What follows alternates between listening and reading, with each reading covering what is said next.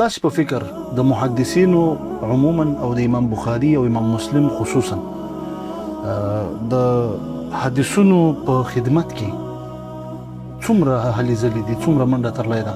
وجه دا نن سبا منکرین حدیث یا پرویزیان په بل اصطلاح امام بخاری او امام مسلم ډېر ټارګټ کوي.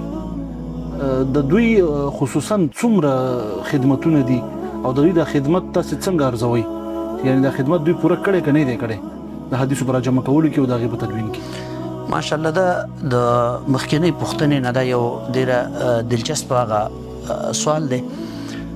که موږ د ټولو علماو یو طرف ته د هغې خدمات کیدو د بل طرف ته د محدثینو هغه خدمات کیدو، بیا به د محدثینو کې خاص کر کې د امام بخاري رحمه الله خدمات او د امام مسلم رحمه الله او د نورو محدثینو.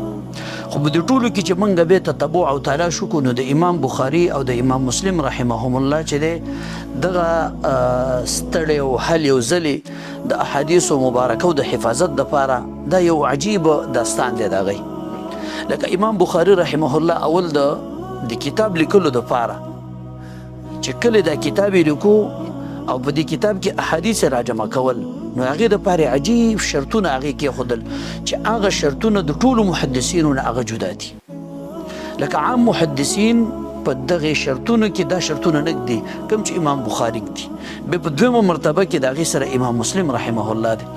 بیا د امام بخاري رحمه الله که سفر یې موږ وګورو د احادیثو دپاره هغه هم بېشماره سفر دي د هغې.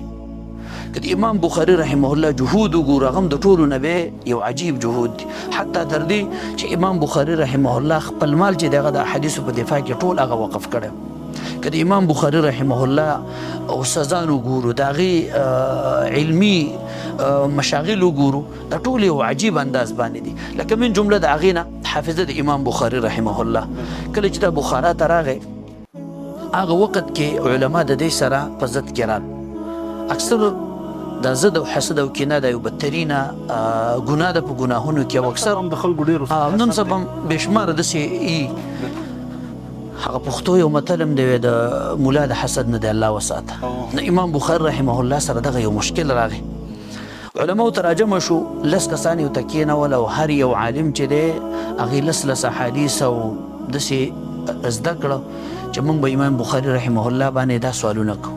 خو عجیب یې دا وکړه چې د لس حدیث چې کوم عالم ته به یاد و هغې سندونه بل له ورکړه، د بل متن یې راواغوستو ما نه دی ګډوډ کړه. خپلو کې یعنې د حدیثو د متنونو د سندونو تفریق یې وکړه. تفریق یې وکړو، د یو بل سره ګډ چې امام بخاري رحمه الله نه امتحان اخلي.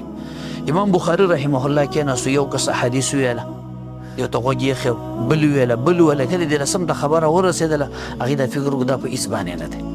بیا ته امام بخاري رحمه الله ویل ستا چې کوم متن دی د حدیث د رسول الله صلی الله علیه وسلم وینا ده نو دا د سند چې دی د پلانکي سره دی ټول یو ته بیا ته مربط شکل باندې هغه وړاندې کړ. Don't forget to like and follow Rana Studio.